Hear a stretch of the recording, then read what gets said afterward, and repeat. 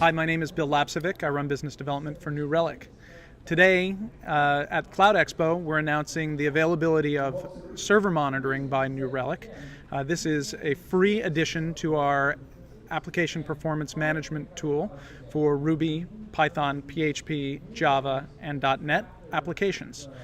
Server monitoring is going to provide disk, CPU, I/O, and memory utilization information for the underlying infrastructure servers on which people deploy their applications. We think this is really critical because for the very first time, application developers are going to have IT operations type information in addition to the detailed application data that New Relic already provides. Server monitoring is a really interesting addition to the current offering.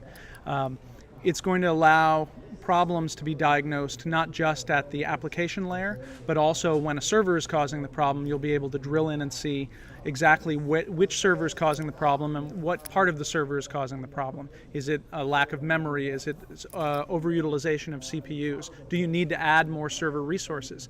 And by the same token, if a server is causing a problem and you know it, you'll actually be able to understand which applications are running on that server and therefore which sets of customers and which applications are being affected, and then pivot from the server monitoring capability into our app management capability so you'll see where the bottlenecks are occurring caused by that server problem.